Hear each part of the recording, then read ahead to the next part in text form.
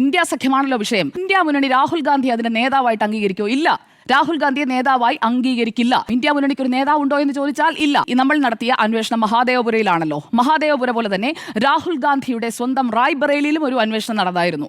ആ അന്വേഷണത്തിന്റെ റിപ്പോർട്ടുകളും മാധ്യമങ്ങളിലൊക്കെ വന്നിട്ടുണ്ട്. കോൺഗ്രസിന്റെ പ്രഖ്യാപിത മണ്ഡലമാണ്. സോണിയാഗാന്ധിക്ക് ശേഷം പിന്നീട് ഇങ്ങോട്ട് റായ്ബറേലി പിടിച്ചടക്കി എന്നൊന്നും പറയാൻ കഴിയുന്ന ഒരു സാഹചര്യമില്ലല്ലോ. അവിടെ ഹൗസ് നമ്പർ 0 ആയിട്ട് രേഖപ്പെടുത്തിയിരിക്കുന്ന സുമൻ, വികാസ് യാദവ്, ബീരൻ സിംഗ്, ഗീത, സന്ദീപ്, യാസ്മിൻ, മുഹമ്മദ് ഇസ്ലാം, മുകേഷ്, രുചി, സുശീലാദേവി, കനക് ലത, സുശീൽ കുമാർ തുടങ്ങി കോൺഗ്രസിന് സ്ഥിരമായി വോട്ടുകൾ കിട്ടുന്ന വാർഡുകൾ, പഞ്ചായത്തുകൾ, പിന്നെ 18 ഉള്ളോ അതിൽ കൂടുതലുണ്ടോ എന്ന് നോക്കുമ്പോഴേക്കും അടുത്തതായി ഹൗസ് നമ്പർ 8 തൊട്ടടുത്ത് തന്നെയുള്ളതാണ്. House number 8-ൽ 27 വോട്ടുകളാണ്. ഒറ്റ വീടെന്ന് പറഞ്ഞു കഴിഞ്ഞാൽ ഒരു മുറിയും അടുക്കളയും ചായ്പും ഒക്കെ ആയിട്ടുള്ള ചെറിയ വീടുകളാണ് റായ്ബറേലിയിൽ. അവിടെ പോയിട്ടുണ്ടെങ്കിൽ മനസ്സിലാവും.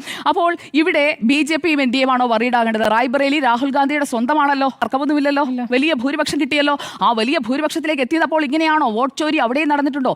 അതും പരിശോധിക്കപ്പെടണം. അനോമലീസ് ഉണ്ട്. അപ്പോൾ ഇവിടെ ഈ മഹാദേവപുരയെ കുറിച്ച് വാദിക്കുന്നവർ റായ്ബറേലിയെ കുറിച്ചും പറയണം. കാരണം അതും ഒരു അന്വേഷണ റിപ്പോർട്ടായി തന്നെ പുറത്തു വന്നിട്ടുണ്ട്. രാഹുൽ ഗാന്ധി പക്ഷേ അതിൽ ഇതുവരെ പ്രതികരിച്ചിട്ടില്ല. കോൺഗ്രസ് പ്രതികരിച്ചിട്ടില്ല. റായ്ബറേലി എന്ന രാഹുൽ ഗാന്ധിയുടെ സ്വന്തം തട്ടകത്തിൽ നടന്നിട്ടുള്ള ഈ അനോമലിയെ കുറിച്ച് കൂടി ഇന്ത്യ സഖ്യം അന്വേഷിക്കണം. അതിനെതിരെയും പ്രതിഷേധിക്കണം എന്നുള്ളതാണ് എന്റെ ടേക്ക്.